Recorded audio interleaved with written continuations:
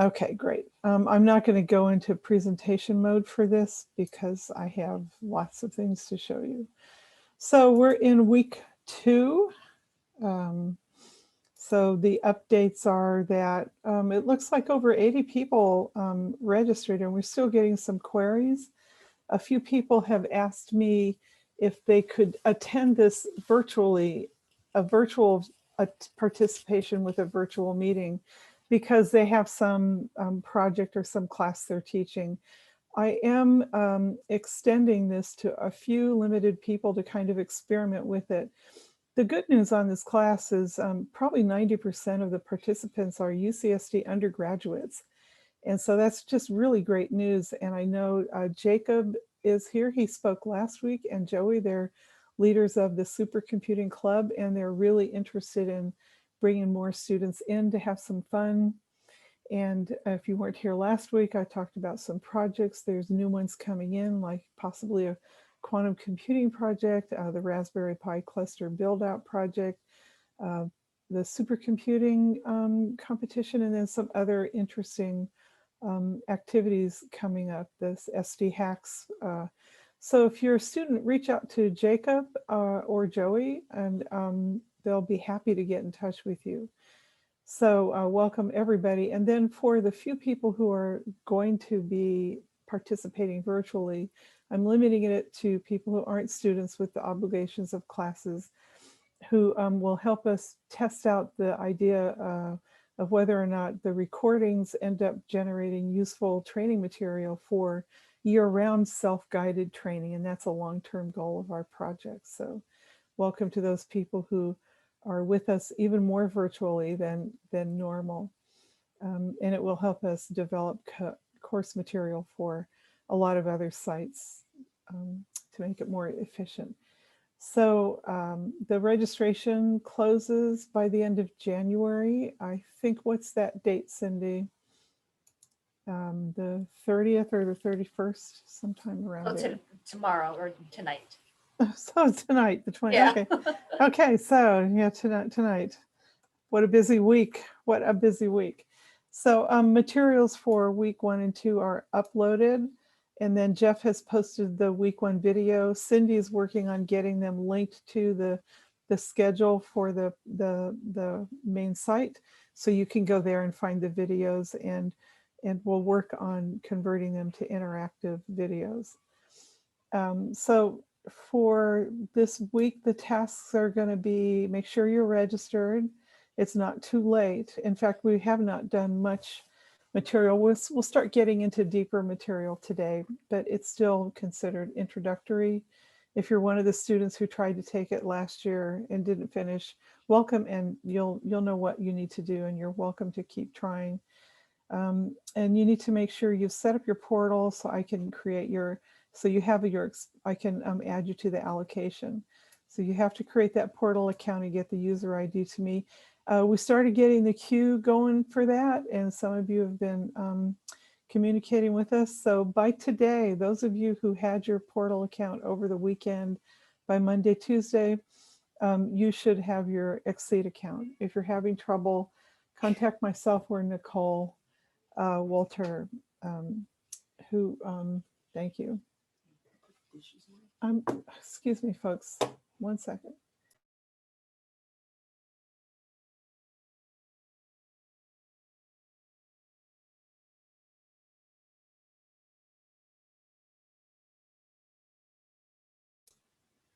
Okay, sorry about that.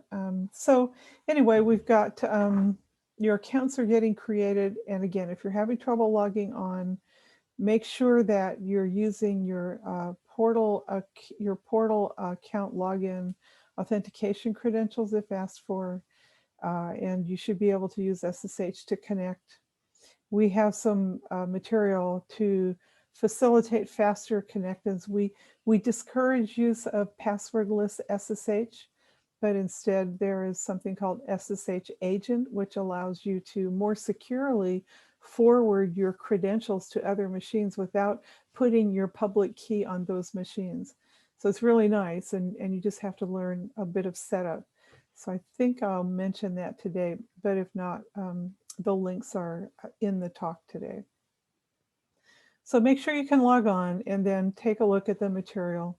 In weeks 1 and 2, we now have the introduction, which is just making sure, again, I'll remind you that you can do some of the basic material. Be sure to go look at what we call the basics. So that's one of the links in here. Make sure you can do the basic HPC skills. It might be obvious to you, but if you're new and you don't know how to do a Unix listing, you're going to have a frustrating time. And in the past, I've told people, if you've never done Unix, maybe go take a little class in that, then come back next year. So you should really know the basic Linux skills and how to connect, and take a look at that. Okay, so for week 2, that's right. I've now posted material for week 2, which is all the examples that I'm going to show you and try to get to today. So take a look at that. There is a folder called examples with different examples in here. Everything is in my talk with the exception of what's in CUDA. So I won't guarantee that today. I'll guarantee through the next week. It's got some great examples like a 1D Jacobian stencil, and it's fun to go to 2D stencils when we're moving on in the class. But the other examples are in the talk and they should all work for you. And I'll talk about that today. So be sure you continually check the GitHub branch you've checked out and update it. And if you're storing things in it and making changes in it, that could cause some confusion. So you have to decide on your own how you're going to sync the GitHub repository with where your playground. So you might want to sandbox one and make a copy of it or something like that. But it does change, especially as we get into more complicated material and the material gets added. This is a volunteer effort, so the material gets added sometimes asynchronously throughout the week. Okay, so that's that. You should all have access to this and should be able to, it's publicly available. And so you just copy this and you do git clone, which is described in our basic skills if you don't know how to do that. So with that, I'm going to get started on the today's lecture, which is actually a web page. So if you go to, and I'll put it in the chat, SDSC, HPC training, no, it's just, I'm sorry, hpctraining.sdsc.edu. You go here. Okay, and all of our documents are there, and I want you to, if you're going to follow along, we're going to start with the Expanse 101 tutorial. Comet is one of our existing HPC systems, but it's closing down in March. And Notebooks is for Jupyter Notebooks, and we'll get into that during the next couple of weeks. Okay, so today, usually I do this with PowerPoint slides, but this is hot off the press for lots of reasons. So we'll follow through the tutorial itself. The tutorial is available as a markdown file inside of the repository. You can see it if I go to hpctraining.org. There's Expanse 101. That's the one we're doing. And it's right there. There's the markdown file. The aggregate file has this entire tutorial in it. The idea is that you should be able to cut and paste from the tutorial material, which are done in really low-level code. It's markdown, right? So it's the cleanest text you can cut and paste from. You don't have to cut and paste from a Word doc or a PDF. And so hopefully it facilitates learning if you can just cut and paste a command and then get it to run, and then, or cut and paste an example of code and then make changes and have some fun with it. So that's the idea. If there are problems, send me a note. And also I forgot to mention, I should have put that in here. For the updates, I created a mailing list. And how many people got invitations to the mailing list? You all just by default get added to this. Okay, yeah. So that mailing list is for me to make announcements on and for you to also ask questions and to help each other. So usually I do it through Google Group, but I'm trying the UCSD Mailman and we'll see how that works. So feel free to use it and post questions, but remember that everybody will be out, on the questions. But really, there's no bad question if you ask it sincerely and you're trying to learn. There's a lot of newbies on this list and some that are more experienced. So we can also help each other out. I'll add this before I post this as a PDF. I'll save it as a PDF in the repository. All right, so without further ado, this is a long document, and basically I'll very quickly go over Expanse, which we've done a little bit of before, and then how to get started on Expanse, logging on and getting your GitHub repo. And for some of you, this will be a piece of cake, but for some people, I acknowledge that this is very, very new to you. So I appreciate that, which is why we've put a lot of effort into keeping this introductory. This is what I would call a B beginner level tutorial, as simple as possible. Everything's hello world. Now that's not the real world, but learning hello world, you can see from this outline, means that you can do a lot of quick tests to see if your compiler environment is working. And trust me, it's complicated getting that set up, and I'll go into a little bit of that. And if you guys have questions, we have a couple people here that can help answer them, but feel free to put them in the chat. And if they can't answer them, I'll try to look at them now and then. But both Joey and Jacob and Jeff know a lot about systems, and they can answer quite a few of your questions. But if you put them in there too, we have that record, and we'll be saving the chat in the chat Q&As for you to go back and look at later. So put them in there. It's really difficult to have open question and answers, but if it's really burning, when we do check questions, we might try and let people talk. Okay, so we'll do an overview, getting started, and then looking at something called modules. When you log on to any machine, even when you open your laptop, you get some user environment. Like all of us on laptops are used to a desktop environment. But if you're using a supercomputer, you're going to end up with this kind of environment. These are called terminal windows, and you type in them. You do an ls, what's in there? Who am I, right? I am Mary Thomas. So you use this to get onto remote machines. So for some of you, if you've not done much of this, you've been in Windows and you've maybe done DOS, you should be able to map to this. That's why we have the basic skills. But all of this is part of your user environment. When you get onto a supercomputer, it's incredibly specialized and incredibly complex, and that can make it really frustrating. And so they've come up with the idea of letting you have control of your user environment. So if you're not using an application called Games, and if you're not using some software called, CUDA, well, then don't be bothered with it. You don't need to waste time worrying about where all that information is. So what the new thing about Expanse is the module environment. It's you build up the modules that you want, but with great power comes complexity. And so part of the trick and the frustrating part, to be quite honest, is getting the right module environment for your application. Even for Hello World, it has proven to be somewhat challenging. And part of it is just getting used to the way things work. If anybody has used an API for anything like Java or Python, the number of packages that you have to learn about, the number of libraries that you have to learn about, and the API, and how do you make the call, and what are the arguments? You have to work your way around that complex web of information.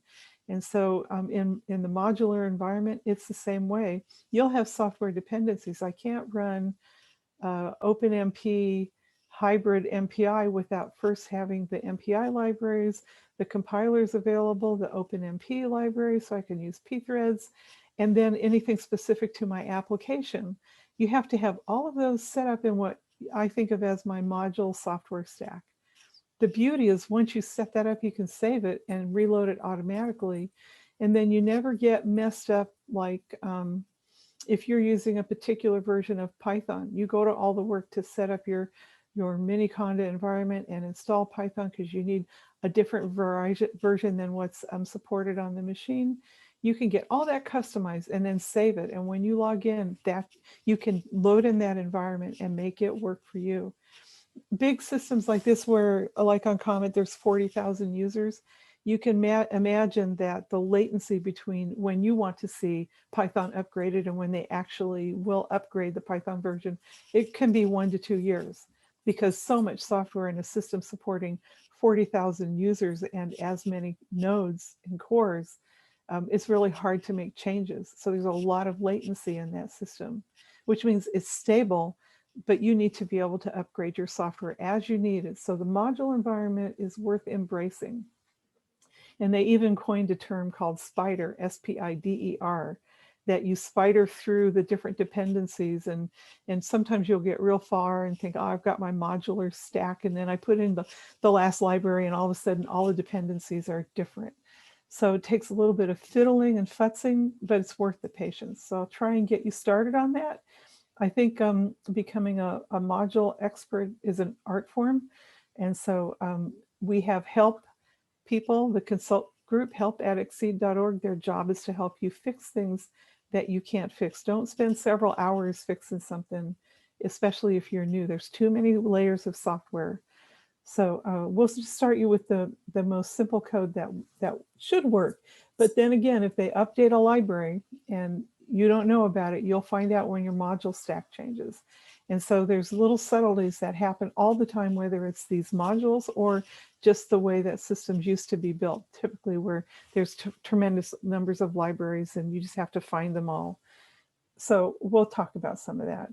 And then we'll talk about how to manage your account and users that might be on your allocation, how jobs are charged, compiling and linking. This is the biggest part, is you want to get on and get some work done. You don't want to mess with modules. And so what do we need to do to compile and link? And we have lots of hello world types of examples.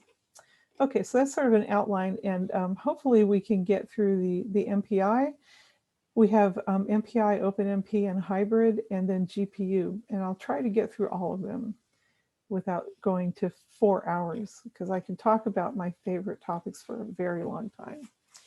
Okay, so let's talk about just looking at Expanse. We kind of introduced it, so I'll just remind you that it's an HPC computational resource, and it has a lot of these racks that have a lot of resources built onto them, and it's a different way of designing the system. It has data-centric focus because this is the age of data. Machine learning and large data sets are important. Excuse me, so it's got petabytes of storage, cyber infrastructure, distributed computing resources, software as a service, or S**S, software as something. Those are all the distributed, what we now just call cyber infrastructure. And they need to get integrated into commercial entities and HPC entities. So when you say high performance computing, you're really encompassing everything out there on the network these days. And then again, the long tail of science.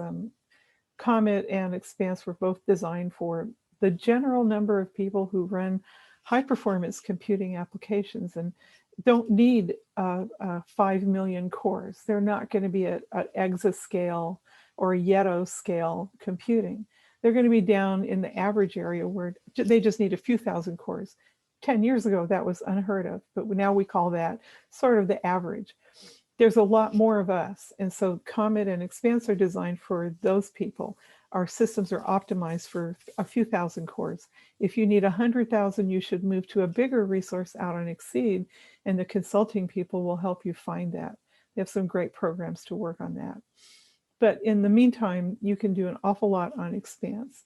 And I'll get to the architecture. And so then there's some new things being done. Composable systems, how to make it automatic where you can go out, find resources that are remote, aggregate them into your application and make it run. And high throughput computing, gateways, interactive computing, notebooks are big. We're working on ways to support them so that they're safe and secure. And then containerized computing, Singularity, Docker, Kubernetes, and cloud bursting. So cloud bursting is a new idea that if you're trying to run a job and there's not enough cores, but you have resources out on the cloud, we'll just launch your job out on the cloud. And that will be done for you transparently, and it will help you get HPC resources out on the cloud. Okay, so this is, I might zoom this in. Is that better for you guys? give you a little more visibility into it. I know when on Zoom, and speak up when you can't see something. Like if I show you a terminal and it's so tiny you can't see, it's really easy to make things bigger. All right, so moving along, the neat thing about Expanse is we have all these racks that are called Scalable Compute Units, and each rack has all the resources that you need: networking, a little bit of storage, CPU and GPU all on one rack. So if you're doing a modest scale job and you only need, each of our nodes has 128 cores, and you can get away with 10 or 5 nodes, and or you just need a couple, like 4 or 5 V100s, then you just need to be on one rack, and why have your job distributed around? So that's the core concept of it. So there's 13 of those, and 728 CPUs with 93,000 cores, 200 terabytes of RAM, and 52 four-way GPU nodes with V100s, and then petabyte storage. And it's liquid cooled. So it's the first time I've ever gone to meetings where we had a meeting about the machine, and people gave talks about running their machines, and every one of them showed a picture of the cooling system. So it's kind of, you know, what goes around comes around, back to the early Cray days. All right, this is more detail on the Scalable Compute Unit. So I'm going to move the fabric. We've got high-speed networks from day one, right? So we're a part of Scenic Internet 2. We talk 100 gigabit per second. So we have InfiniBand interconnecting. So everything is as high speed as you can get it, which is one of the advantages. The EPYC processor, I'll just take a moment to talk about this. If you have a complicated CPU-based application, it will run very well on the AMD EPYC processor, but there's some fine tuning. This is an evidence of what we call a NUMA, non-uniform memory architecture. It consists of a 4-way interconnect that goes to groups of CCDs, which have these chips on them, CPUs on them, and lots of local cache. So you can see if I can stay on one of these CCXs, life is good. But then even just on the processor, I have to have communication, load balancing. It does, some of the work is done for you, but in our series, one of our weeks, we'll talk about performance modeling, and at these days, because NUMA is so much more common, learning how to optimize your application to run well on these chips will benefit you. In general, your application will run right out of the gate, but if you want it to be optimized, then you'll start learning about these interesting methods. We do have a project on Exceed called the ECCS. I'll put that in here. And it's, I think it's Exceed Collaborative Consulting Services. These are people who get paid to help you migrate your application onto Exceed. So keep them in mind and take a look. You can apply. It's like an award, but you get all this free labor to help you get your application running. So don't be too concerned, but it's for us computer people, it's really exciting. Oh, look at this very cool chip. But for people who aren't, and like you're going, I have to go onto a high performance parallel computer because my job is too big, like machine learning, that's happening a lot.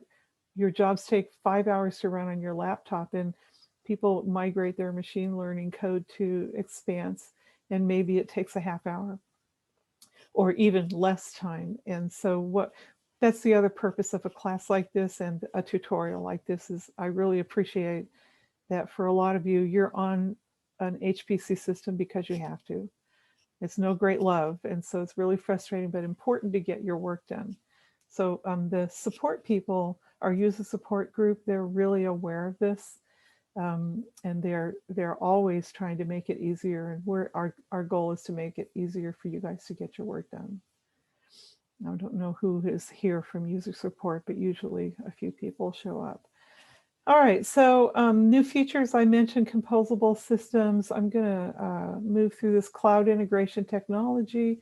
The information is there. We will have 2 webinars this spring about these 2 brand new innovative solutions for high performance computing. So take a look at our training schedule and see if they interest you. You know, it's a webinar, you're all welcome to come and join. Oh, that reminds me, I meant to make a comment. Some people signed up and it turned out by rules of exceed, the foreign visitor type person, a couple people, we had trouble getting them on because of policy. But we're working with these people to find who are they collaborating with. And so the webinars, though, are completely open. And I apologize if this has caused confusion for people. We're going to put it in our welcome landing page next year. It's a learning curve. So we're trying to work. I've already found a sponsor for one person who turned out to be a collaborator of somebody at UCSD. So if you're in that boat and you want to be able to work on Expanse, directly contact me. All of you who have your accounts, you'll get to keep them through the year with the caveat that you can't violate the allocation rule. I only have so many CPUs and SUs for the year, and we do end up sometimes with somebody who kind of takes their training account allocation and starts using it for research. And it's okay that they do that if they're so excited, but when you get to that point, reach out to me. I'll help you get a startup allocation. They're easy to get. You can get them for 1 to 3 years, and you can get 50,000 CPU hours on Expanse. And you own those. Nobody else can use them but you and the people that you want on it. So keep that in mind if you find that you're starting to need more than just what I'm giving you as your training challenges. We're happy to get you on longer term. Okay, so Expanse account, you have to be able to log on. And so this is the login domain name to answer your question, Lou. And if you did a trace route on this, you would find it was some IP address like 192.168.144.101. So this is just friendlier than having to type all those numbers. There's different ways to connect. You can use SSH, your username, login Expanse. So there's different ways to connect, and typically these are username and passphrase logins. And again, we discourage the use of passwordless SSH. That's been very popular, but it's incredibly insecure. If somebody hacks into a system, and we know about Swift River, people hack in and they find one of your credential keys on a machine, it could make you vulnerable on your laptop or the rest of the site vulnerable or the system. So we have in this repo here ways to set up your credentials using SAuth. So you'll find it in this repository here. SSH methods, SSH agent, excuse me. So you want to go take a look at this. This is a really flexible way, because if you think about it, if you put your key, your public key onto, I work on 10 machines at a time, right?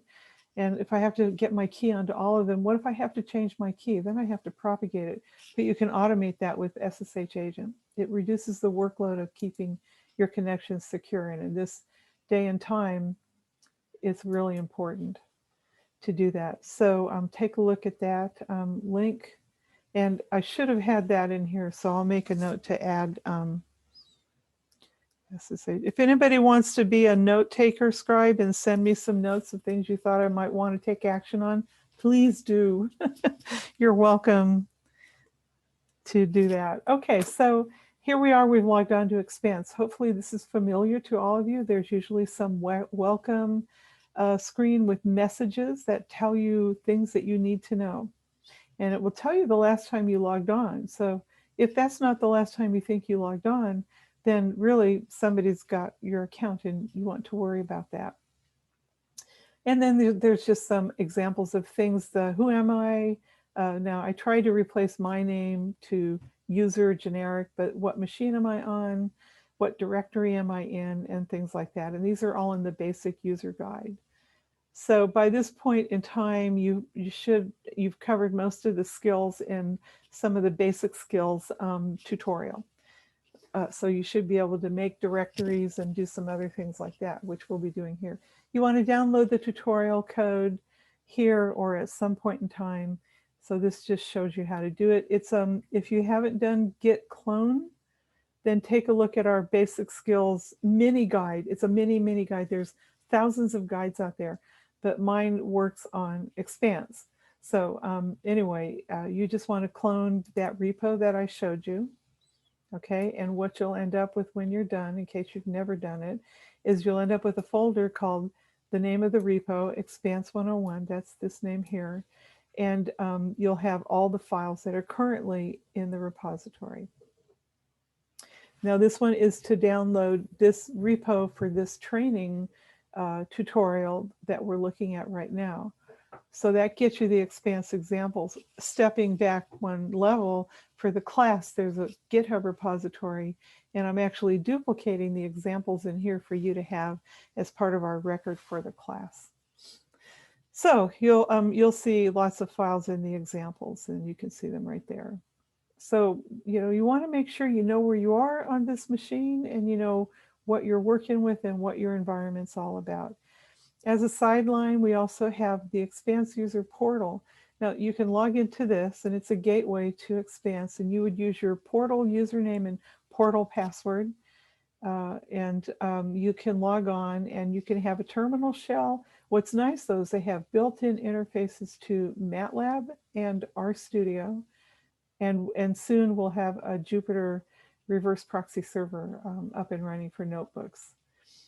So we're working on expanding those out. So take a look at the portal. You should all have permission to build jobs. They have a scripting interface for that. So sometimes if you're in this mode where you're not making changes to your model, you're just doing what we call parametric scaling, making problem size bigger, adding in new data input sets. You don't need to be at the command line. You could possibly work at this gateway level, where you just run it again and again and again, and maybe change some input data or some variable values in a config file.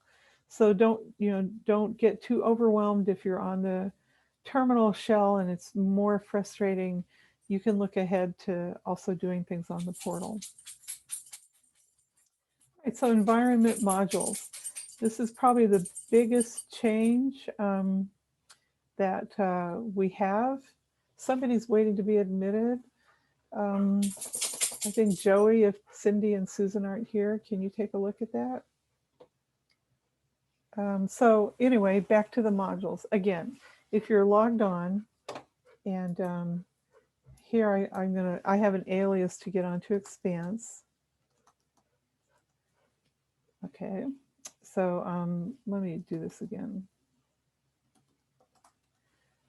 Okay, so there's a little bit of a warning about the module path, and this is a new thing. That means if I have anything stored, I need to rebuild it because the system people made a change to something somewhere in the module path.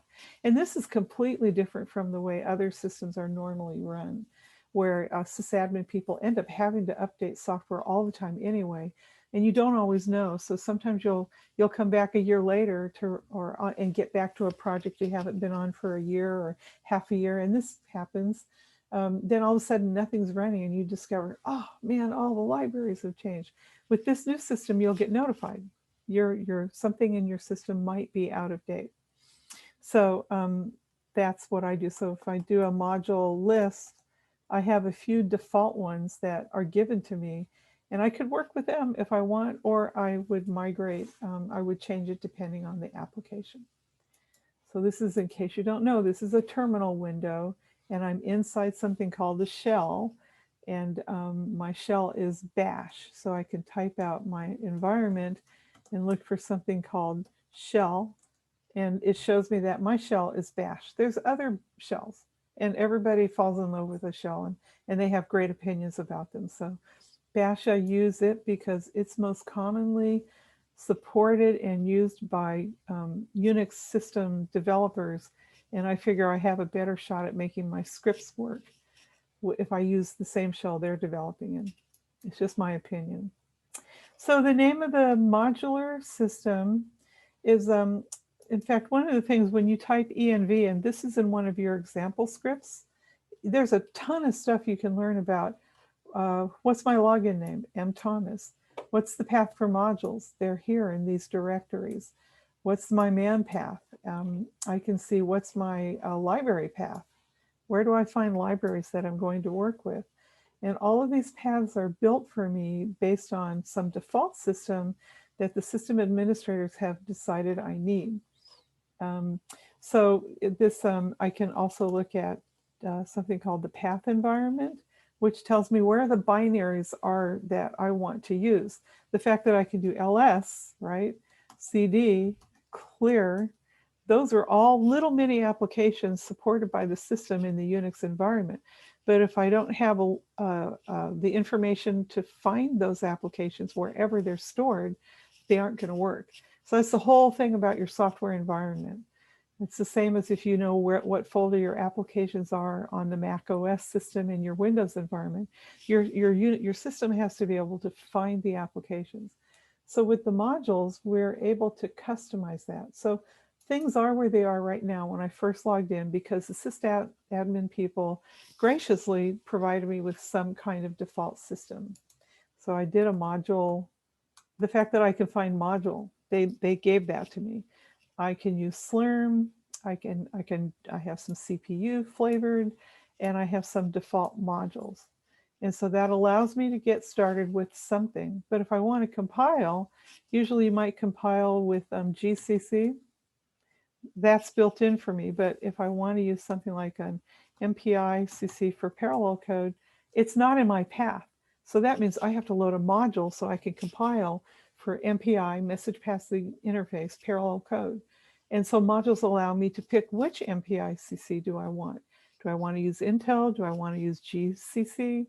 Do I want to use the AMD AOCC, the Portland? There are tons of compilers, and some optimized and customized for the machine that you're on. And so now we get to where we're going to refine the environment, and that's what modules allow me to do. I'm okay with, the GNU default compiler being there, but there is no parallel compiler, MPI-CC. So we have to make sure we eventually start loading in an environment that we need for running our application. So this is very different from Comet. In Comet, you could change your shell environment, you can set and change environment variables, but in modules, you have to even remember to load the Slurm scheduler. So how do you see if something's running? You run something called SQ using this compiler. And I have it loaded in, but if it wasn't loaded in, it wouldn't work. I have to be careful because I have an advanced user environment because I get on and work every day. Yours may look completely different from mine, as it should, because you're new users with brand new accounts. So a lot of you might log on but see, they didn't, a month ago, this was not automatically loaded in, but I could run the SQ command because they did provide me with a Slurm module. And so through that, I have it available. So you have to add everything in. This module, the spider option allows you to see dependencies, and dependencies go up the tree of the stack and down the stack, right? And so if you make a change to a module in the middle of the stack, you may have to also look down, make changes, and then look up and make changes. So it goes both ways, the coupling of software, and it should make sense. If you installed a software that depended on a particular version of another software, like I install something for Fortran and it depends on a certain Fortran library, then I update the Fortran code, it might need a new library, or Python. Most of you are more familiar with Python. Everybody complains about which version of Python is on a machine.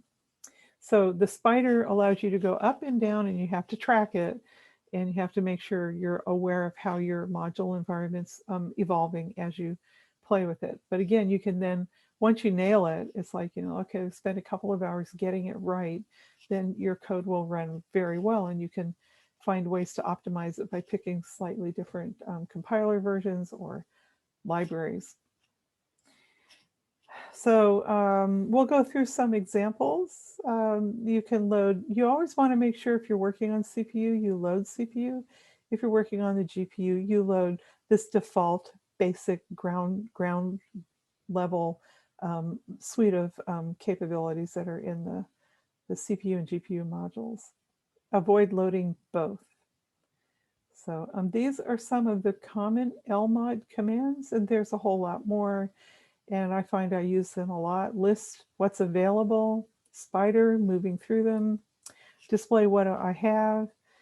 You can unload, get rid of a module. You can load, you can swap two modules.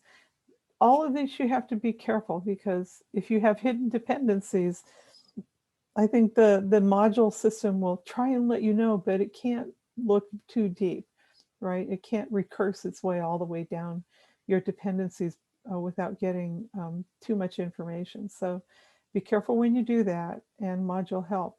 At the end of the day, one of the most common ones you're going to use is the purge. And I should add that to the list. Purge wipes out everything, so you have nothing.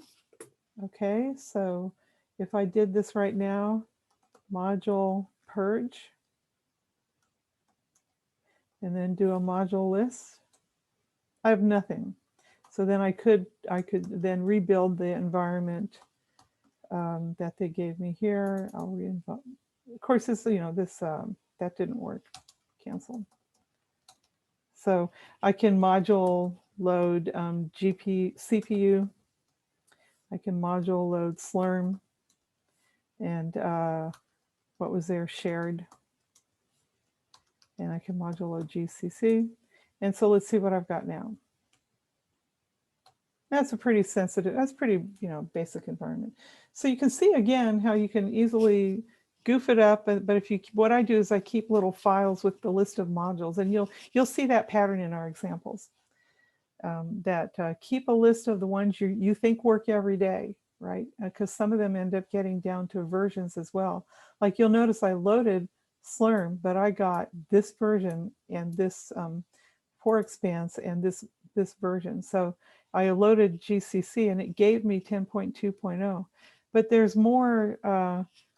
If I do module spider GCC, you'll see that there's a little bit more, I hope. There's more than one GNU compiler. And let's say you have old code and it needs 7.5. So then you would load that one in particular. So you could do module swap what I've got, which is the 10.2.0. Hopefully this works. You know what they say about live demos? They always have problems. The following have been reloaded with a version change, but it doesn't always tell you if anything else got affected. And so now we list, and sure enough, now I have that compiler.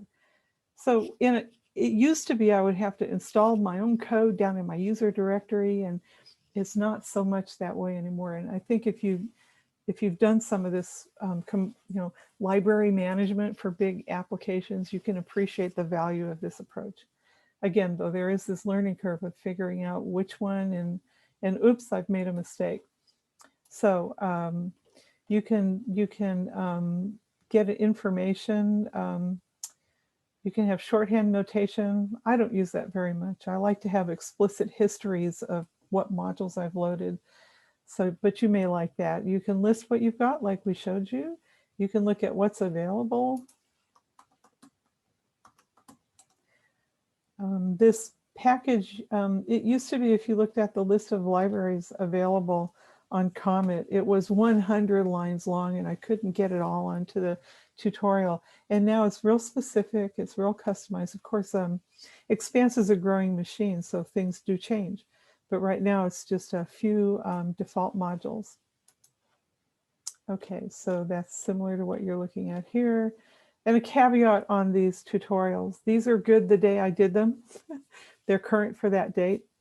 And so if you go further in time, things might change a little bit and look slightly different. So don't be too concerned if what you see is not identical to what I'm printing out. And so I showed you Spider for MPI. There's CPU, GPU versions, and it depends on where you're working. So you can check your environment. And in this one, we're looking and saying there's no Slurm, I can't do SQ. I load Slurm, I find out I can, and then I can display information about a particular module. Then I can look at my environment, and some of the module information would show up in the environment. This is a Unix command. It's very helpful if you get onto if you're on a login node running a job and you launch it onto a remote node, what's the environment on that node? And maybe sometimes your environment doesn't propagate correctly and 100%. So you run a little test batch script, and I have one in this tutorial, where you can find out what's the environment on that remote node, and that gives you an idea of what you need to add to customize it. There's somebody waiting to come in. Do I have somebody on here that's doing that, or should I? Okay, thanks. So to see the value of a variable, this is common for any variable in Unix. You use the $, and it extracts out the value of that variable and prints it out. Notice I'm showing you conda. There's a lot of people interested in conda. Why? We want mini conda, so we can have our own version of Python that we want to control, and more popularly to run Jupyter notebooks. So if you want to know how to install mini conda, go to the Jupyter Notebook tutorial on this site, and it'll take you through everything you need to do to launch a notebook securely as well.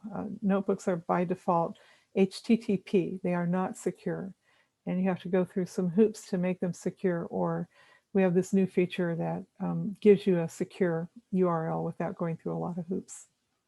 So I encourage you to look at that, or take a look at my video. There was a webinar in December. So anyway, now I can find Jupyter, and I have a conda Python exe link. So I've successfully used conda to activate it and get some other variables into my environment. So this, again, there's no module for mini conda that I know of yet. We're really waiting. The user support people are hesitant to nail down versions of anything because our users are so flexible and do so many different things. So it might be that you're going to come in, launch your conda environment, and add your modules, or vice versa. If you want, you can load modules use it in your bash RC file. You can, again, make sure whatever you expect to have loaded in whenever you do log in. I used to have it do Slurm, but now they provide it. Make sure it's exactly what you want to always have. But if you don't like it, delete it and purge the modules. So it's kind of up to you on how you want to run your environment. Okay, so the Lmod warning to rebuild your saved collection, I saw that today or this week for the first time. So this is just a little explanation. If you have saved collections, and that's an Lmod thing, you save things in a file and then you can launch them. You need to go deeper into Lmod. And then you may just have trouble with your modules. Nothing's working right. There's always this little backup code that was on Comet and it's on Expanse. Just run that and it will completely clean all possible connections and give you sort of a better, a clean, maybe even cleaner than when you logged in environment. Again, it's easy to get confused with all the layers that you have to deal with in high performance computing. Okay, so you can manage your account. I'll just stop really briefly. Are there any burning questions, or is this all? Yeah, there's going to be this, the group, the Unix access is still the same as old-fashioned Unix. The modules, if you load a module, if you load a module and I'm in your group, I won't get that module. I will have to load that module myself. So the permissions don't propagate, not that I know of. But if you launch a notebook or Jupyter Lab, or Jupyter Hub is more appropriate, and you have people log into your Jupyter Hub, well, then they would pick up your environment. But we don't have Jupyter Hub. We don't allow it to run on login nodes. So, and we don't even like for Jupyter or Jupyter Lab to run on a login node. And if that process is observed, it will get killed because the login nodes are busy enough. There'll be days when you log in and just trying to list doing an ls can take a minute because somebody, oh, here's a secret command. It's called top. Top tells you who's doing everything. Okay, so somebody's running, somebody's busted. They're running something and doing a lot of processes with predict.x, and you're not supposed to be running anything parallel or heavy load. He's running R on the login node. So he's taking a chance, and if the sysadmin people see it, they'll kill that job. And so you can see who's abusing the capability of the system. It's not designed for this, not when you have, how many people are logged on? There's only 64 people logged on, but when Expanse becomes more heavily used, there can be 1,000 people logged on. And you're going to be really mad if you can't compile because somebody's running their parallel application and using up all the cores on the node. The login node does have multiple cores, but they're supposed to be just for small compiling jobs and getting little things done like managing your directories. They're not even for moving large files. We need you to use data movers, which is some other software, because if you try to move a petabyte from wherever you've got it through the login node to Lustre, that's going to take forever. What you want to do is get what we call like a third-party file transfer. You start a process where the software service moves your file from your remote petabyte storage over to Lustre on a high-speed network. So use the login nodes carefully. All right. So this Expanse client allows you to see who's using your allocation or who's on the allocation with you, and also how much have they used. So I sort of ran these and got a snapshot in time for some fake accounts. So I'm in 3 allocations, and one is really, really big, one is small, and one is medium. And you can see how much has been used up. Now, the account manager might have a problem with 1 or 2 people using too much, which is what we do with these student accounts. They have a limit set on them. And it should be plenty for you to get the example codes running. But sometimes people forget and they get excited and they forget to change accounts. Usually it's pretty innocent. They take a script that I give you, they forget to change the account number in it once they get it running. They use it for some other application, which is great, but they don't change it. And then they run a bunch of jobs. So we come knocking on the door and ask them if they want us to help them get a bigger allocation. Nobody gets mad. We're happy that you're using the system. But you just have to be aware of, which of these accounts should you be wanting to charge the CPU usage time. In the batch script, you have to define the allocation. So you can use -a or -- accounts equal. I have both examples in my batch scripts.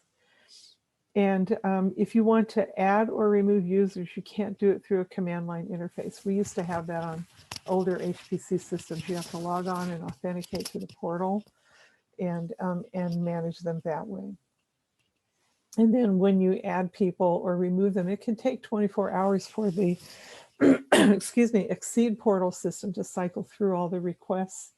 And then it has to be done locally. For example, if I add you to my Exceed account today, like you have a new portal ID, it could take through the weekend before you see your Exceed account on Monday, assuming that all the Exceed people that need to do some work on the account are working this weekend. I got emails from a few of you, but I appreciate that you guys are eager to get going. So by now you should, like I said, you should all have accounts. And if you don't, contact myself or Nicole, who should have gotten in touch with you for your Exceed account. Job charging, the basic unit is the service unit. And when they put together a big machine like Expanse, they take all the CPUs and all the GPUs and add up all the potential CPU core hours that they can come up with. And they have an equation then as they start allocating out. There's a huge competitive process for getting a full research allocation. And it takes several months to put all that together. You have to submit scaling data. You might get a startup allocation to port your code and demonstrate that it would indeed even scale. Some applications don't. You might need to tune. And so by the time you get that allocation, it's very precious. It actually has a research dollar value associated it now. If you get a research allocation, you'll get an award letter with its dollar value, which is good for presenting to, if you're faculty or research staff, to present that to your department to show that this is an NSF award. So they're very, very precious and very heavily used. And so if you go on to Comet, there'll be, 15,000 jobs in the queue sometimes, 40,000 people using it, and a lot of portal gateways running jobs. So a lot of our big usage comes from those gateways. And so knowing what an SU is worth, it's like a CPU hour. It depends on the hardware. It's not exactly, but it's approximately 1 hour. And there's a lot of discussion that goes into how to do that, how to charge it. And when we'll go into queuing systems, and there's different queues you can go on, like the debug queue, which is more limited, but it's faster and it doesn't cost as much. You can go in these long wait queues where they don't cost as much. You can go into the high demand queue and pay a little extra. And so as you watch your SUs dribble away from your allocation, you think, oh, I better start slowing down some of my graduate students. They're using up all the SUs. Or sit down and figure out if you need more and try and get an extension. You can get supplemental allocations under the right conditions. All right, user guide has a lot of factors that you might want to look at, but it is something to remember. This isn't free. The metric, the dollar metric is the SU. And so you look at that when you run those commands. Okay, compiling and linking. I'm gonna give a short bio break when I get to the running. I'd like to go another 10 or 15 minutes, and then let's take a short break, because when I get into compiling and linking and then actually into the code, it's going to take a while, and it's really important. So let's just take a 10-minute bio break. So let's restart at about 2:10 to 2:12. I'll be back here, but let's just take a short break so you guys can come back. We'll call it capability, the ability to customize which compiler you want to use. And you think, well, why would I want to do that? I already have it compiled. But on a machine like Expanse, where it's very, very complicated, and the diversity of the population and their applications is very, very big. What works well on Expanse for your application with one compiler might perform horribly with that compiler for somebody else's application on Expanse, or you may have used it on Comet with a particular compiler, and now the performance is going down, and you try a different compiler and it runs better. So often when you're at the point of your code is running, you've worked out all the logic, the bugs are all gone, and stuff like that, and you're ready to move on, your code still may not run optimally. And so then you might be having to play with different compilers. And there's a real art to optimization and profiling. And again, we have the ECSS team, which can help you possibly, and the consulting people. And sometimes you find that even though this is an AMD system with the EPIC processor, your code doesn't compile and run as well with the AMD compiler as it does with the Intel compiler. And you think, why is that? It just depends on what your code is doing and what the compiler developers optimize their compilers for. So that's part of the magic art, and for some of us, the fun of parallel computing. So there's tons of different kinds of compilers for the CPU nodes, the standard set GNU Intel AOCC, that's the AMD, different MPI libraries to also run OpenMP, MVA Pitch, Intel MPI. And so what's the difference is they may have some command library function calls that are not in other ones, like the Intel libraries have the math kernel library, and it's one of the most popular, efficient math libraries, Mkl, but you can only get it with the Intel compiler. So that would drive you to use the Intel compiler. So there's lots of reasons you might choose a particular compiler. Let's see, a majority of the applications that are on the node, that are on Expanse that you can, we have some sample codes that you guys can look at. They tend to use GCC, which it works just fine. I've seen where GCC outperformed Intel. So you have something free, open source, outperforming something that costs hundreds of thousands of dollars. Go figure, but it might be just what your application is doing. It doesn't need expensive Intel. So you're going to experiment with that a little bit. So the set on the GPU nodes is different from the CPU nodes. MPI, OpenMP, hybrid code, GPU code, and local scratch. Those are the kinds of examples we'll look at and that I'll address in some of my talk. The Amd Compiler, let's see, looks like there's my GPU and my CPU node. Yes, on the GPU, we have some very similar, the difference being we would have CUDA and other GPU libraries. So for the AMD, now a lot of this is pulled from the Expanse user guide. So let me show you that. Here's the Expanse landing page. It can take you to a lot of interesting information. There's the user guide right here. So I try to model my tutorial and my talk to follow the user guide so we have some synchronization of the information space.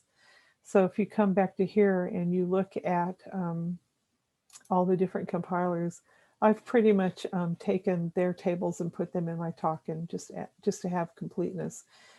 But in general, you would want to go back and, like, if you're trying to make something work, go back and make sure that the compiler is still there, that the partition or the queue that you picked is still there. So anyway, this is from that, but I want to point out to you, you'll see this pattern, different languages, Fortran, C, C++. Now we don't have Python in there, but we acknowledge that you can do fast programming with it. And then the compiler commands, most of you are used to GCC and CC, just the simple command to compile.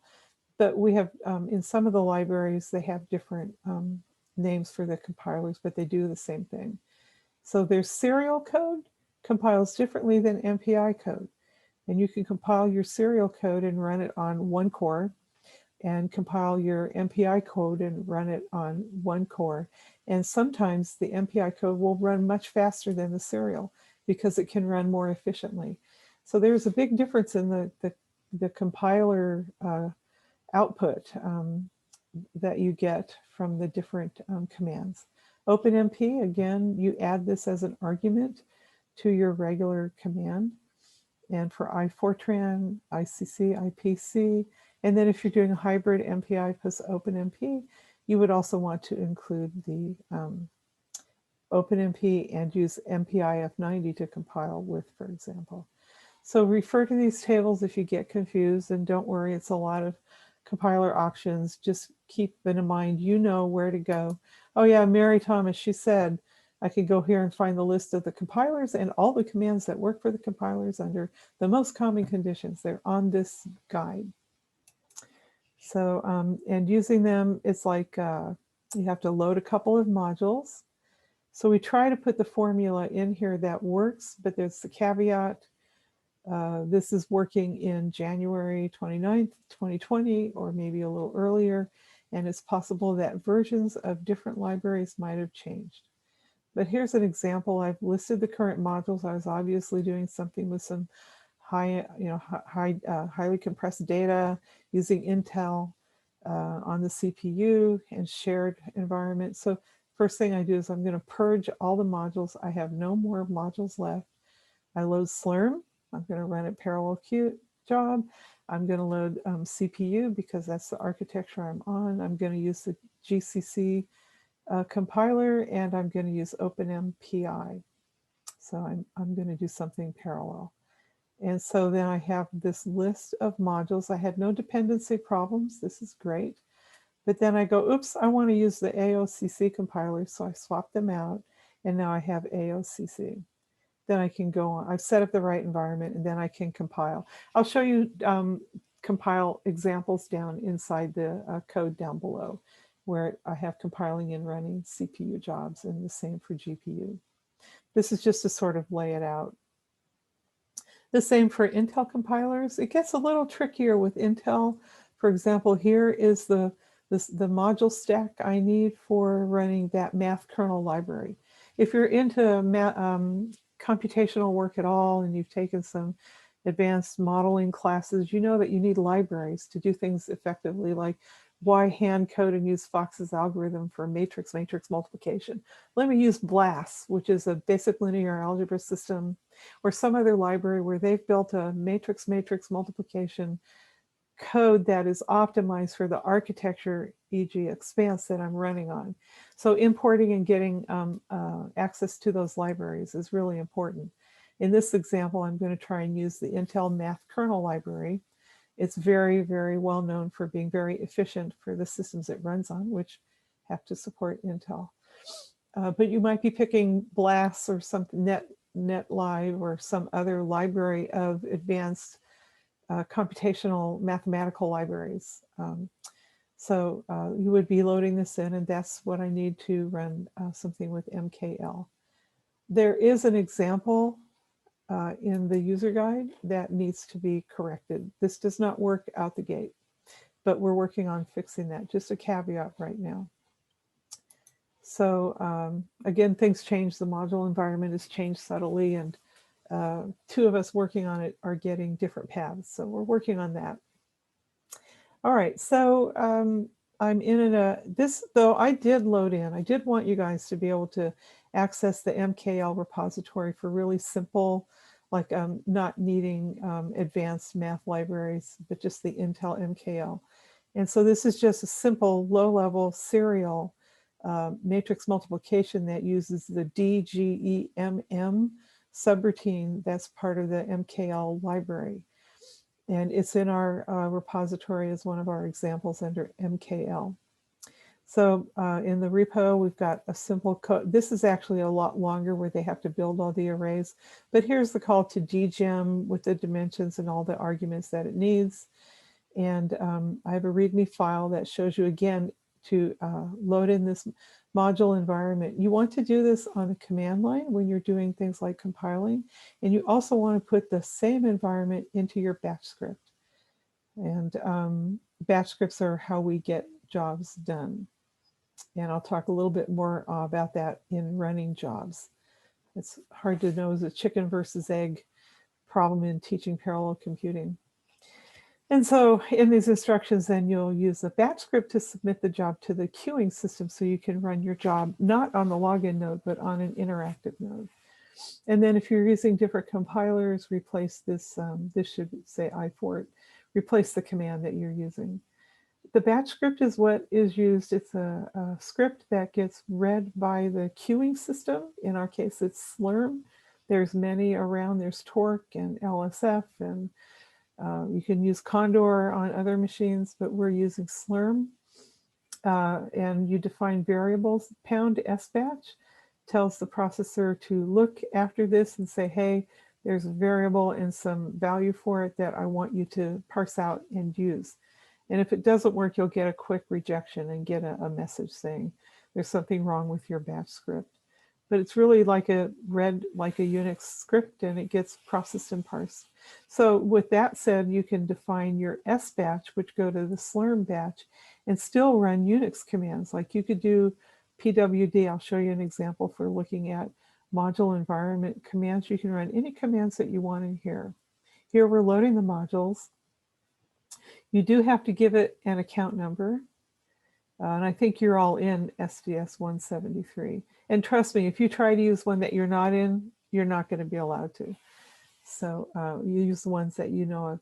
And so I did a srun, submitted it to the queuing system, and it ran. I'll show you more details of all those details of the compiling, what it looks like.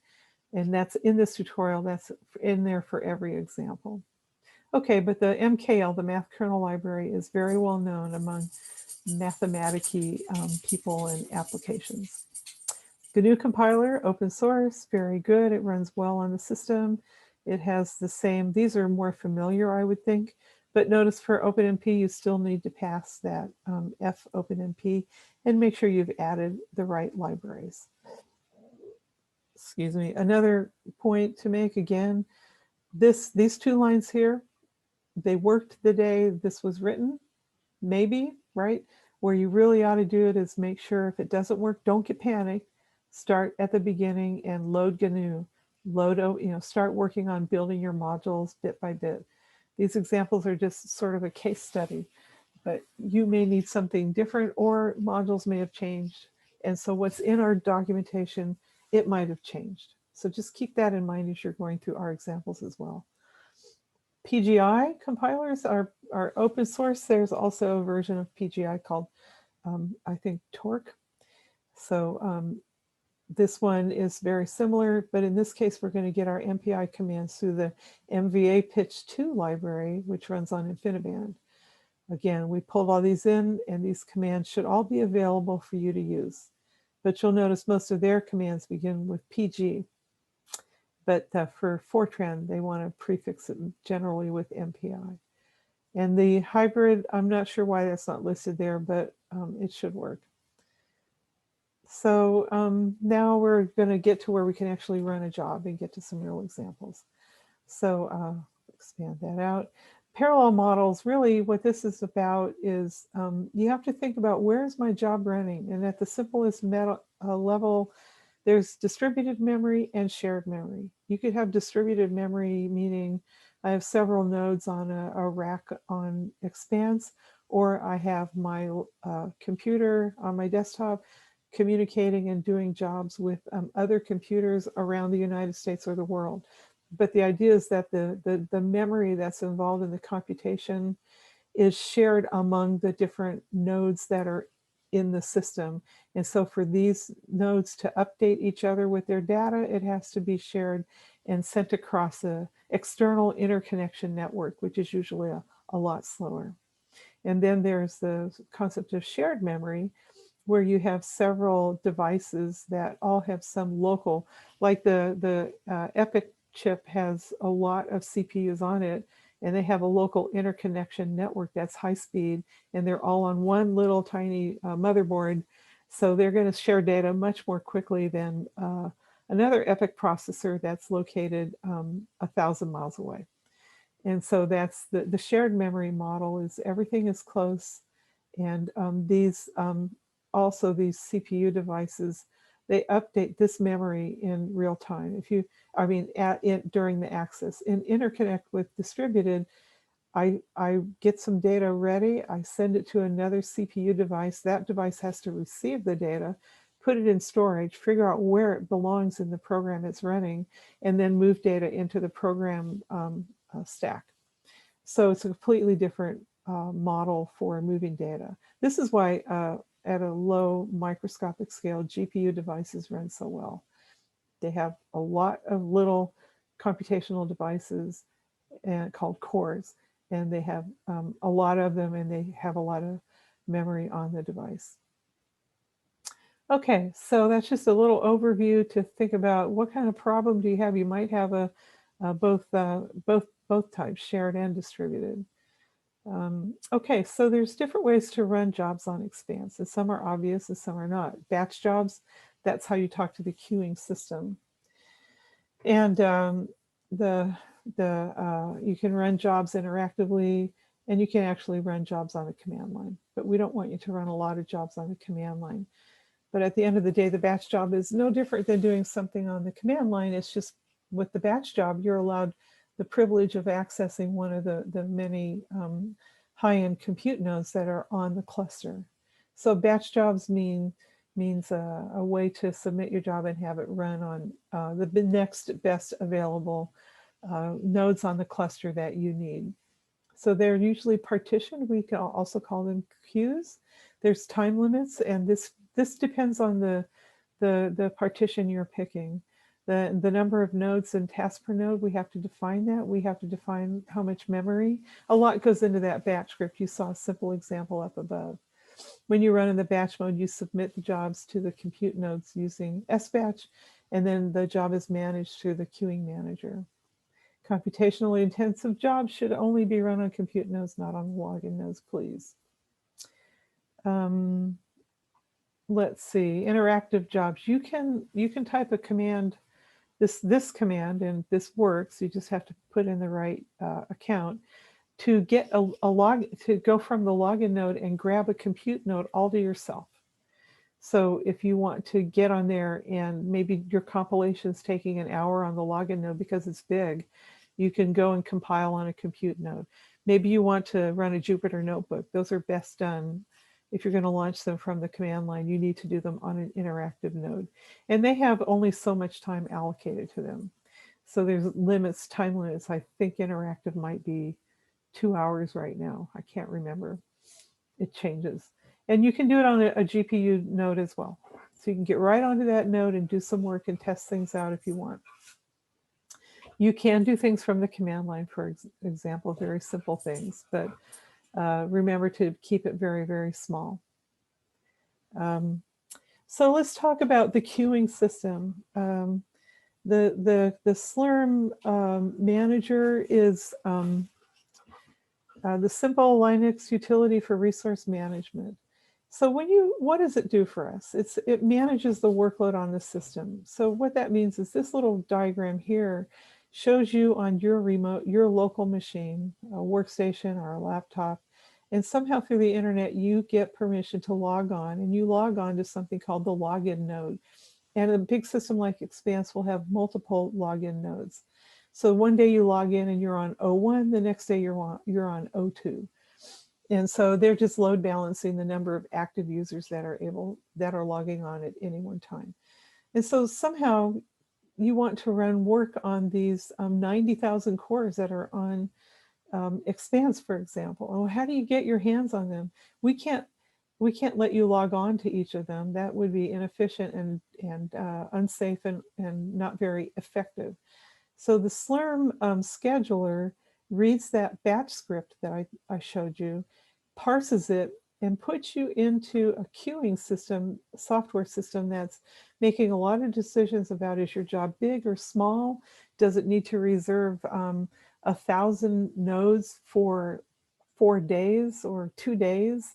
And so does it have to prefetch those nodes and what we call dry them out? A lot of times you'll have to do that with a user support person to help manage that for you. But the queuing system figures out, is a job so small that I can backfill it into some cores that are just lying around on another node where they're not using all the cores? So it's a very complicated software system. And basically when you submit jobs to the batch queue, it goes into this very complicated system. These are some of the more common commands. Oh, sorry about that. Try to zoom in. Control sinfo, sq, and scancel. These are a couple of examples. We use sbatch. So when you submit that, it goes to some daemons that parse and process your batch script and makes the decision and queues your job up. And then you wait. You wait for all the jobs that were there before you and the conditions that met what you're meeting, and you wait for your turn. And sometimes that can take 5 minutes or a day. It just depends on your job. And it's the most frustrating part. People have tried to write queue prediction services, and it's a really complicated problem that's NP incomplete. There's just so many possibilities that usually the queue prediction systems kind of shut down after a while. I don't know of one right now. If somebody knows about something, I'd love to hear about it. Okay, so on Expanse, let me bring this back out so it fits the screen. So again, this table is maintained and kept updated on the user guide, but you can see there's a lot of partitions and they have different wall clock times, the max number of jobs or nodes you're allowed to grab on them. If you look at this, you go, well, I can only do 32. If you need more than 32 nodes, then you probably belong on a bigger system. So they have a queuing partitioning philosophy and a system that's focused on the long tail users, people who have modest sized jobs. And and can run on Comet. If you need a lot more, talk to a user support expert and figure out what machine you should be on, and odds are you'll be able to get there. If you do a research allocation and you go through that process, by the time you get your allocations, you'll know whether you belong on Expanse or not. So for experienced people, these numbers make sense. So there's compute shared, GPU shared. Now what these mean is there's one node has 128 cores on it. Your job might not need 128 cores. So if you don't need to have all the memory available on that node, then you might go into shared mode, get a little discount on your SU charges, and also get your job to run faster. If you have a huge, massively memory intensive application that needs all the hundreds of gigabytes of RAM available on that one node, for example, well, then you might just say, I want the whole node and reserve the whole node. But if you can share, then you'll get you get shuttled into available resources faster. And we have large memory nodes, by the way. There's the debug queue, which is 30-minute limit, and it's supposed to have a faster turnaround. But sometimes you'll see people taking advantage of, like, embarrassingly parallel. They'll submit hundreds of jobs to the debug queue, but that's just the way it goes. And there's a GPU debug, but the idea is that you would get quick turnaround to debug your code. And preemptive, so you can read, these are discounted jobs. There's no refund if something goes wrong. So again, most of my examples are using the compute, the regular compute or debug. Some common Slurm commands, SBatch, that's how you get a job running. It gets sent to that Slurm processing system, queuing management system. There's different statuses that you're going to see. So if we go back here, this shows, well, I'm on Expanse. Here it shows, let's just do SQ. And you'll see a lot of jobs, and some are running, and some might be pending. So you'll see the different statuses of the jobs, and you'll see that there's a lot of jobs waiting. Pipe that into WC word count. There's 500 jobs, 500 plus jobs waiting. So those are all, you'll get this information. If there's an error, you may have to go and manually kill it.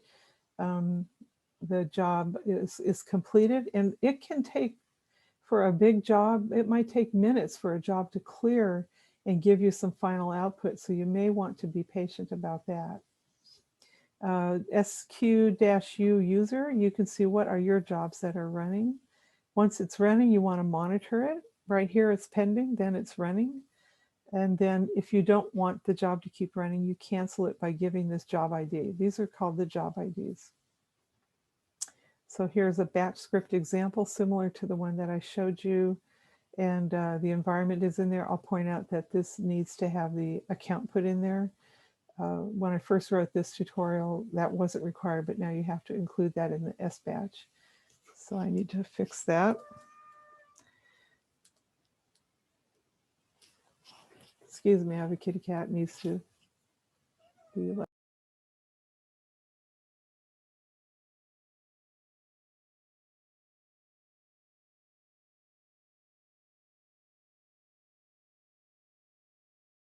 Back. Sorry about that, but you know, if you're working at home, you're working at home, and the animals are there. So if I don't let her out, she will, you guys will all hear her. She won't stop. Okay, so in this little example here, this is just looking at environment information. And so when you submit it and then it's run, a lot of information like the output from that environment command, they're in the output file, and you'll see a file in your directory that looks like this, where it's the name of the job you gave it. Here we gave a job name, environment info. The job ID is part of the name, and I told it the name of the job is env info. The output file should be named envinfo.%j. That's the job ID. It's a variable. .%n, which is the node name. .out. You can swap those all around. You'll see this pattern. It's just like the one I'm using, but you can rename things however you want. The only thing is it has to work with environment variables that are in SBatch. You can't define a variable up here and then attach that to the output name. Not that I know of unless things have changed. So you get flexibility, but it does have a few limitations. All right, so yes, so there's the output for just getting information, and I have that down here. So now we're at the fun part where we're going to compile and run some code. I'm going to go through these pretty quickly because I've kind of covered a lot of it up above. So let's just, we just did checking your environment. Right here, you want to go into the directory you want to work in, make sure you've got the right modules, compile it, and make sure you have an output file and it's got the right date, for example, and then submit your job. So again, here's the corrected batch script for just looking at the information. I actually added in the Expanse client, which you get by loading in module load SDSC to print out my accounts that I've got. And I submitted the job with the SBatch command. I know my job ID. I look to see if there are jobs running for me, and it's pending, and then finally it did run. And they were doing a little work on the queue this morning, so I couldn't update the data, but I'll have some output from that. The MPI is very similar. Here's a simple Fortran code with MPI init, MPI com size. We will cover MPI in this class, so if you haven't seen it, don't worry. I don't expect that you do, which is why these are pretty simple. This is the include file. Fortran unit C, they both have include. The rank is which node am I, and the size is how many total nodes are there. And then we just print that out. Pretty simple. But by getting Hello World running, you're going to test an awful lot of things about your login environment, your module environment, your compiler environment. Just when my students come to me and they go, oh, my code's not working, I'll say, does Hello World work? And they'll look at me and they're looking like, they're working with something that's 1,000 lines long and they're making changes, and they go back and Hello World doesn't work. Okay, now we can diagnose the problem. So you need to be able to, factor out, is this a system problem that's not my fault? Or is this something, a bug in the new code that I made that's different from yesterday? And those layers are really hard to sort out, which is why you should always have a unit test for the system of software you're working with, Hello World or the Hello World of your application. And it saves you time when you're debugging. Okay, so in the pattern that we have for our tutorials, there's a README file that lists the modules you need as of today, and then the compiler command. And if you used a different compiler, you would use a different compiler argument. But in this example, it's GCC with OpenMPI, and then the command to run it. So I loaded my modules. I made sure they're correct. I compiled my code. It worked. This is the Slurm script for this example. Same pattern. The only thing different are these environment variables, modules, and then the srun command here. And we'll go into that in more detail during the MPI session. And so I am looking to see this morning, they were doing queue work. They were working on the queue. And so it wasn't available. So I got these interesting, I thought I'd leave them in there, interesting notices that they weren't available. And then finally it ran. And you get this output file. Notice that name is exactly what I told it to build. And the nice thing is it's got the job ID. So every time I rerun, you should always keep track of your job IDs, the date and time that you ran them, so you can find your work and sort it out. And of course, it printed out for a lot of nodes, all of the Hello Worlds. Notice that these aren't in numerical order. It's a little subtlety about parallel computers. The output, when the jobs are running, are by default asynchronous. Node 1's going to finish before node 19, but node 246 might even get done before both of them. So the output gets outputted when the actual process is done on the node or the core that it's running on. And so if you need to synchronize stuff, you need to do what we call barrier synchronization in your code. Okay, so these here's MPI. We know MPI, it's very, very similar. What I'd like to do, since we're getting to the end, these are all very similar. The hybrid MPI, you include both libraries. This is a C version. And then what you do is you have your parallel initialization. And then for MPI, OpenMP, you'll use something called a pragma directive to tell OMP, hey, in this block, parallelize anything inside of it. And then, of course, if you've taken parallel computing, there's a tremendous number of instructions you can put in this pragma to set up the parallel block. But the idea is that with thread-based computing, everything, all the nodes are sitting there doing the same thing or waiting for the head node to tell them what to do. Then all the threads spawn off in that block. They all start doing their work. When they get done, they drop back to the waiting for the head node to tell them what to do. And when it's all done, then everybody comes back, finalize, and the job is ended. These are the modules that we need to load for this. There's one little bit. We have to export a variable and define the ICC command, and then we can compile and then run the hybrid batch script.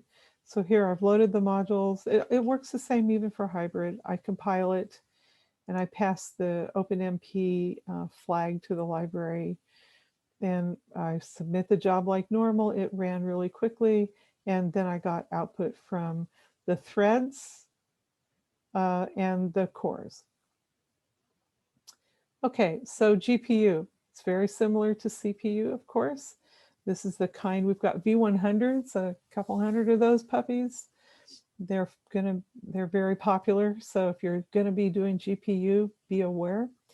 They're a separate resource. So if you want allocation on it, you'll notice when you get your Expanse account information, you got a CPU allocation and a GPU allocation and a data storage allocation. And so if you want to do GPU in the future, make sure you apply for it. The default environment, excuse me, is you need Slurm, GPU, and in this example, PGI.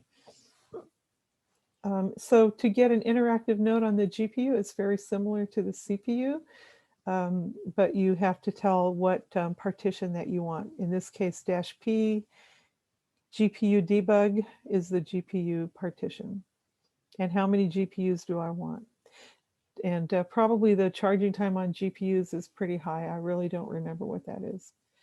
So we're going to go into the OpenACC example directory of the repository, the examples you're going to download, and work with the Laplace equation. And so first of all, you want to get that interactive node. You have to compile on the GPU node. You can't compile on the CPU node. So if you have coupled code that's CPU, GPU, you have to write a special kind of code that couples them together. There's software for that. So if you're on the node, you might want to know what kind of node do I have. You can run this command called NVIDIA SMI and find out. First of all, make sure you're on a GPU node, which in general you will be on Expanse if you use the right command. And then you want to compile. It works just like normal. So we get that interactive node. You still, on the GPU node, you have to reload that module environment. Don't forget. And then you compile it using the Portland pgcc command. And you'll find all of these on the table in the user guide. What's in these notes too is that when you do run it, you get a lot of compiler output, and it's very, very, very, very long. These are not errors, it's normal. And it's all in the documented in the README file. So let's do Hello World. Okay. So Hello World, it's a little more complicated because it's actually the Laplace Hello World. So we've got this Laplacian application, and here's the pragma. Remember, this can take us into the GPU parallel block. So get that interactive node, load the modules. Here's my currently loaded modules, and compile.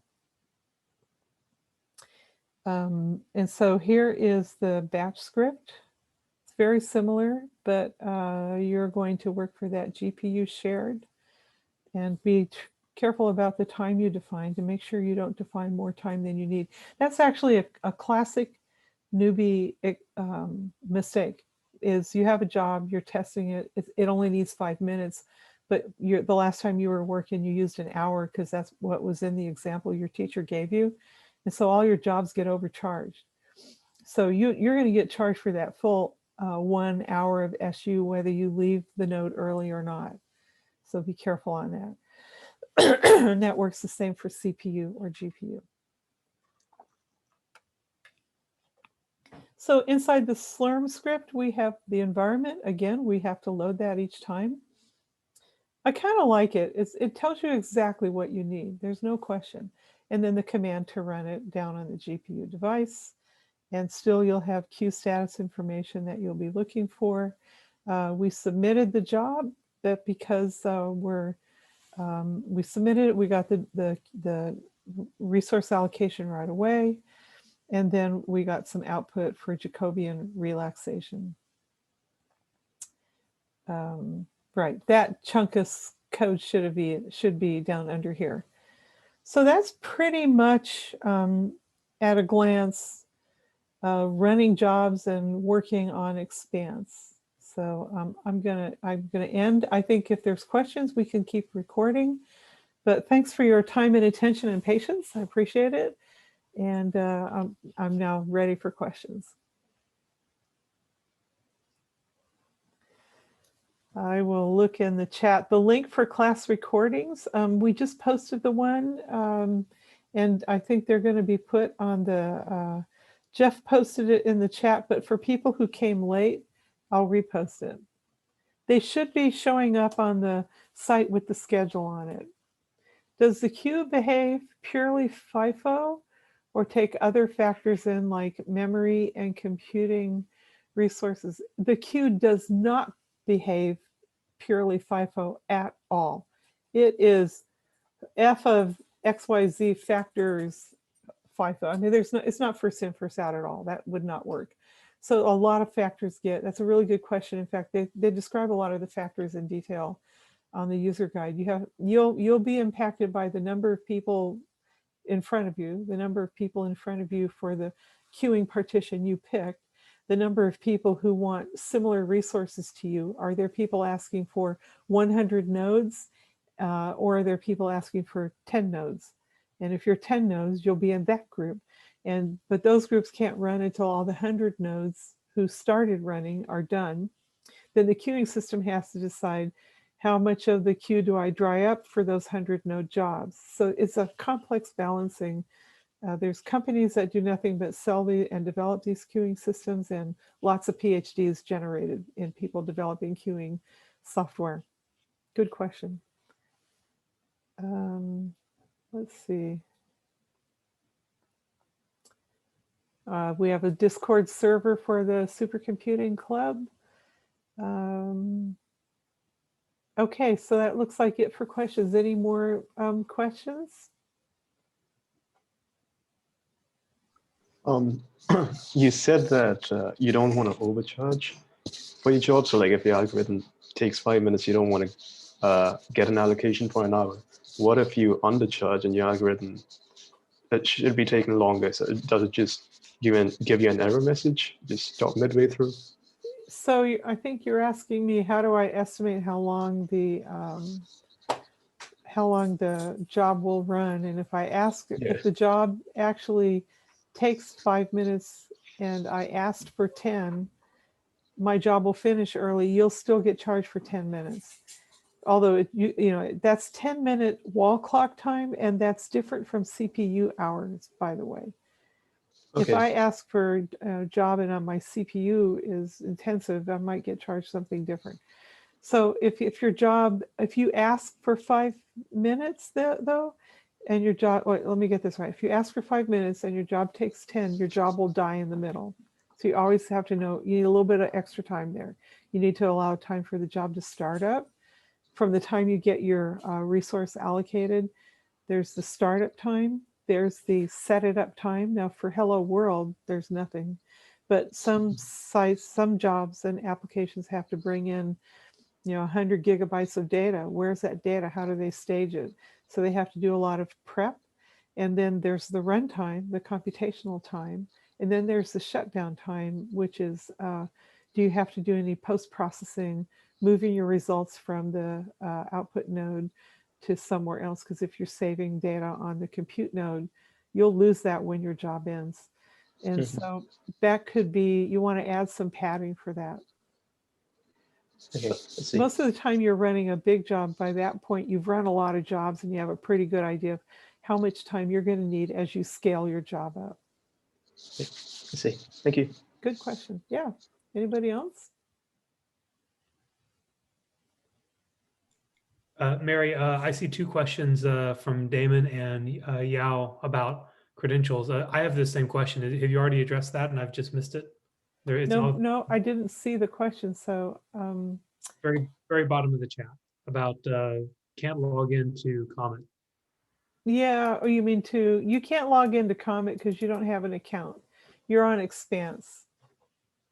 And don't use GSI SSH. I don't use GSI SSH, so I can't really address whether that works or not. How many people got assigned an allocation to Comet?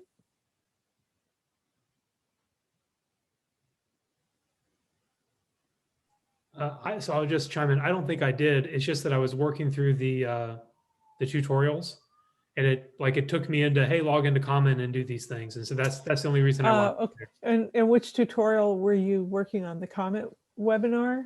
It was actually it was in week 1, trying out your Unix skills, and so I was a couple layers down. Oh, okay. Yeah. Okay. Yeah, we need to update that. You're right.